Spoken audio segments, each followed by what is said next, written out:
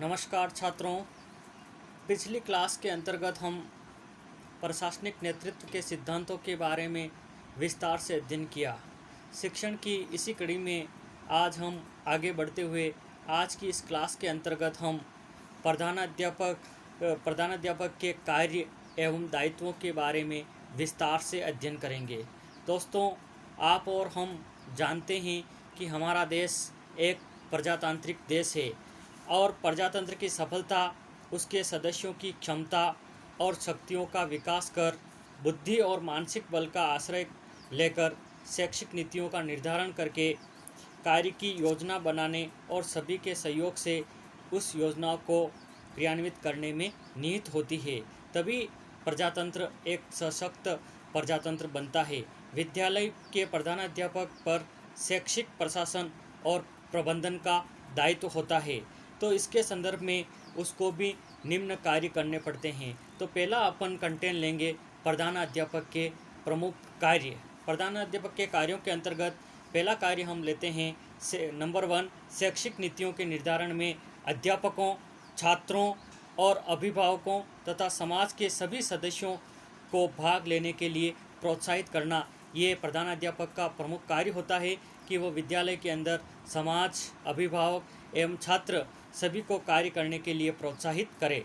दूसरा उसका कार्य है इन नीतियों को कार्य रूप में बदलने के लिए सभी का सहयोग प्राप्त करना। जो भी नीति उस निर्धारित की गई है उसको कार्य रूप में परिणत करने के लिए सभी व्यक्तियों का सहयोग प्राप्त करना भी प्रधानाध्यापक का प्रमुख कार्य होता है। अगला कार्य है अध्ययन अध्यापन के लिए उचित वातावरण का निर्माण करना। विद्यालय के अंदर जो शिक्षण से संबंधित कार्य होते हैं, तो अध्ययन और अध्यापन की जो कार्य है उसके लिए उचित वातावरण का निर्माण करना भी प्रधानाध्यापक का प्रमुख कार्य है। अगला कार्य है विभिन्न शैक्षिक क्रियाओं और शिक्षा के आदर्श तथा व्यवहार में समन्वय स्थापित करना। शिक्षा के जो विभिन्न शिक्षित क्रियाएं हैं तथा जो शिक्षा के आदर्श एवं व्यवहार है उनमें आपस में समन्वय स्थापित करना भी प्रधानाध्यापक का प्रमुख कार्य होता है। अगला कार्य है उचित व्यक्ति को उचित कार्य में लगाना। ये उसका प्रमुख कार्य है कि जिस व्यक्ति का, मैंने आपको पहले भी बताया कि जिस क्षेत्र के अंदर जिस व्यक्ति का रुचि एवं क्षमता है, यदि वह कार्य उस व्यक्ति को दिया जाएगा तो निश्चित रूप से वो कार्य अच्छी तरह से संपादित होगा। तो एक प्रधानाध्यापक का प्रमुख कार्य होता है कि उचित व्यक्ति को उचित कार्य में लगाए ताकि एक सकारात्मक परिणाम हमें मिल सके। अगला कार्य है शिक्षा कार्य की जटिलता को दूर कर उसे सरल बनाना। क्योंकि हम जानते हैं कि शिक्षण कार्य एक जटिल प्रक्रिया है। इस जटिल प्रोसेस को सुगम एवं सरल बनाने के लिए उससे संबंधित जो भी कठिनाइयां हैं उसको दूर करना प्रधानाध्यापक का प्रमुख कार्य होता है। अगला कार्य है कर्मचारियों में परस्पर विश्वास और आत्मविश्वास की भावना का विकास करना तथा उन्हें आवश्यक निर्देशन एवं सहयोग प्रदान करना। जो भी कर्मचारी उसके अधीन कार्य कर रहे हैं उनके अंदर एक प्रधानाध्यापक का प्रमुख कार्य है कि उनके अंदर आत्मविश्वास की भावना का पूर्ण रूप से संचार करना और उनके सहयोग और विश्वास को प्राप्त करना तथा साथ ही साथ उनको समय समय पर उचित निर्देशन एवं सहयोग प्रदान किया जाए ताकि जो भी कार्य किया जाए वो सकारात्मक रूप से अच्छा हो। अगला कार्य है मूल्यांकन को निरंतर प्रभावपूर्ण बनाना और अपनी सफलता का अनुमान लगाना। क्योंकि विद्यालय के अंदर जो भी शैक्षिक कार्य किए जाते हैं, शैक्षिक क्रियाओं का एंड में उसका अच्छा मूल्यांकन होना भी ज़रूरी है। यदि मूल्यांकन की क्रिया को प्रभावपूर्ण नहीं बनाया जाएगा और अपनी सफलता का अनुमान नहीं लगाया जाएगा तो कितना भी अच्छी योजना क्यों न बनाई जाए उसका कार्य रूप में परिणित नहीं होगी। तो एक प्रधानाध्यापक का प्रमुख दायित्व होता है कि जो भी क्रियाकलाप विद्यालय के अंदर संपादित हुए हैं उसका उचित मूल्यांकन किया जाए। इसमें मूल्यांकन में केवल बालक एवं बालिकाओं का मूल्यांकन ही समाहित नहीं है, बल्कि उसको जो सहयोग प्रदान किया जाता है उसमें सभी, चाहे कर्मचारी हो, शिक्षक हो, सभी का उचित मूल्यांकन करके उनको उचित फीडबैक देना भी प्रधानाध्यापक का प्रमुख कार्य होता है। अगला कार्य है अध्यापकों को प्रयोग तथा अनुसंधान के लिए अवसर प्रदान करना। प्रशिक्षण विधियों के सुधार के लिए अध्यापकों को सदैव प्रेरित करते रहना। क्योंकि शिक्षण के अंदर आप और हम जानते हैं कि नित्य नया नवाचार होता है, तो तो ऐसे नित नया नवाचार एवं इनोवेशन में शिक्षक टीचिंग से संबंधित जो भी रिसर्च हो रहे हैं उन अनुसंधानों के लिए शिक्षकों को उचित अवसर प्रदान करना है।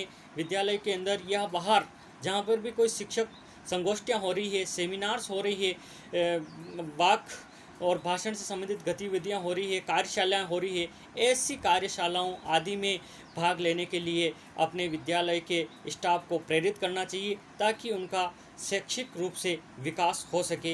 ये भी प्रधान अध्यापक का प्रमुख कार्य होता है। और अंतिम प्रधान अध्यापक का कार्य है अध्यापक वर्ग के लिए कल्याणकारी योजनाओं का आयोजन करना। इससे भी जो स्टाफ कार्य कर रहा है वो प्रोत्साहित होगा और निरंतर रुचि के साथ आगे बढ़ने का प्रयास करेगा। तो इस तरह से एक प्रधान अध्यापक के प्रमुख कार्यों के बारे में हमने विस्तार से अध्ययन करने का प्रयास किया। हमारा दूसरा कंटेंट है प्रधान अध्यापक के प्रमुख दायित्व यानी कि उत्तरदायित्व। एक प्रधान अध्यापक को किन किन दायित्वों का पूर्ण रूप से भलीभांति पूर्ण उसका निर्वहन करना चाहिए, उन दायित्वों के ऊपर भी हम अपनी दृष्टि को डालेंगे। इसके अंतर्गत प्रधान अध्यापक का प्रथम दायित्व है शैक्षिक नीतियों के निर्धारण में अध्यापकों, छात्रों, समाज के अन्य सदस्यों और अभिभावकों को भाग लेने के लिए प्रोत्साहित करना। जो भी शिक्षा से संबंधित नीतियों का निर्धारण किया गया है, यदि उन नीतियों के निर्धारण में अध्यापक, छात्र, अभिभावक एवं समाज के अन्य व्यक्तियों को भाग लेने के लिए प्रोत्साहित किया जाएगा तो निश्चित रूप से उसका अच्छा सकारात्मक परिणाम हमें प्राप्त होगा।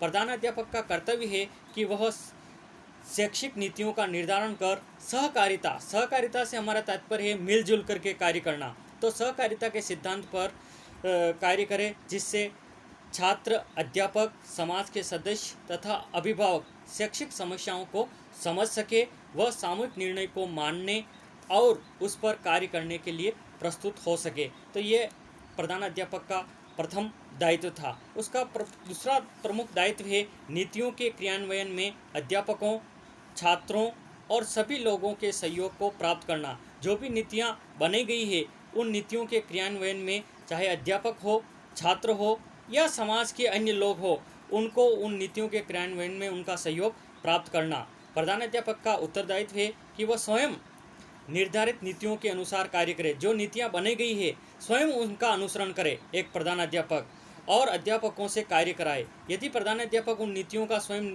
अनुकरण करेगा तो निश्चित रूप से दूसरे व्यक्ति भी प्रोत्साहित होकर के उनका अनुकरण करेंगे। अध्यापकों को सभी प्रकार की सुविधाएं देकर उनके कार्य को सरल बनाएं जिससे वे शिक्षा क्रम को सुचारू रूप से चला सके।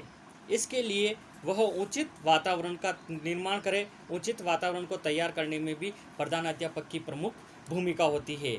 जब सभी व्यक्ति अपनी अपनी सामर्थ्य के अनुसार कार्य करने में लग जाते हैं तब प्रशासक अथवा संचालन का काम उनके कार्यों को समन्वित और संगठित करना मात्र ही रह जाता है। शैक्षिक नीतियों का क्रियान्वयन सफलतापूर्वक तभी हो सकता है जब प्रधान अध्यापक प्रशासक के रूप में पर्यवेक्षण का तात्पर्य होता है सुपरविजन, उस पर्यवेक्षण का दायित्व अपने ऊपर ले, निर्धारित नीति के अनुसार उचित समय पर कार्रवाई प्रारंभ कर दे, सभी का पूरा सहयोग ले तथा आवश्यकता पड़ने पर क्रियान्वयन में पथ प्रदर्शन के रूप में भी सहायता प्रदान करे। यदि प्रधानाध्यापक अपनी पैनी नज़र के द्वारा, अच्छे सुपरविजन के द्वारा सभी का सहयोग प्राप्त करेगा तो निश्चित रूप से उसका सभी को पूर्ण रूप से अच्छा लाभ प्राप्त होगा और विद्यालय का विकास उचित दिशा में होगा। अगला दायित्व है प्रधान अध्यापक का शिक्षण विधियों में संशोधन लाना।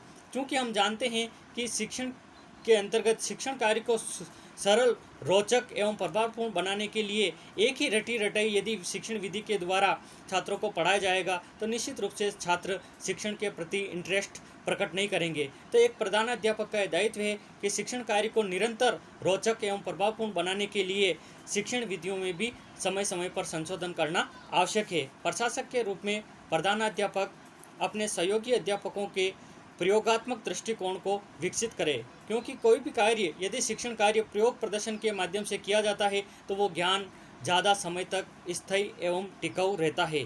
और विद्यालय में ऐसा वातावरण तैयार करे कि सभी अध्यापक मिलजुल कर शिक्षण विधियों में सुधार लाने की चेष्टा करें। ये भी प्रधानाध्यापक का प्रमुख दायित्व है। प्रधानाध्यापक का अगला दायित्व है शिक्षोपयोगी सामग्री को संगठित करना, यानी कि शिक्षा से संबंधित जो भी उपयोगी सामग्री है उसको संगठित करते हुए पुस्तकालय हो या प्रयोगशाला, विद्यालय फर्नीचर हो या खेलकूद का सामान, सभी शिक्षोपयोगी सामग्री का क्रय का उत्तरदायित्व होना चाहिए।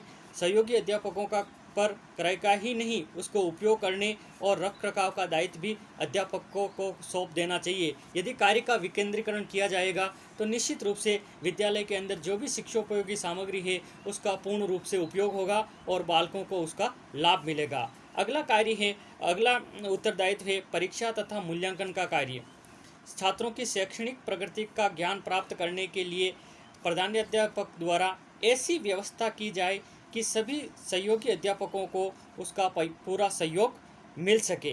परीक्षा परिणामों का विश्लेषण कर उसको यह जानने का प्रयास करना चाहिए कि उसके छात्रों की क्या क्या कमजोरियां रही, यानी कि परीक्षा के अंदर मूल्यांकन के द्वारा ये जानना चाहिए अंत में कि उनकी क्या कमजोरियां रही बालकों के अंदर, ताकि उनको किस प्रकार से दूर किया जाए, यानी कि निदानात्मक शिक्षण की व्यवस्था भी की जाए। उनको पाठ्य पुस्तक वस्तु को सीखने में किस प्रकार की कठिनाइयाँ और किस सीमा तक रही है, उन कठिनाइयों को दूर करने का प्रयास भी करना चाहिए। ये भी प्रधानाध्यापक का प्रमुख दायित्व होता है। अगला और अंतिम उत्तरदायित्व है अध्यापकों तथा अन्य कर्मचारियों के लिए कल्याण का कार्य करना, क्योंकि प्रधानाध्यापक संपूर्ण विद्यालय चक्र का एक नेता होता है, लीडर होता है। तो एक इस लीडरशिप के गुण में सब साथी जो भी कर्मचारी हैं वो उसके नेतृत्व के गुणों का अनुसरण करते हैं। तो एक प्रधानाध्यापक यदि समय समय पर अपने स्टाफ के एवं कर्मचारियों के कल्याण के हित के बारे में भी सोचता है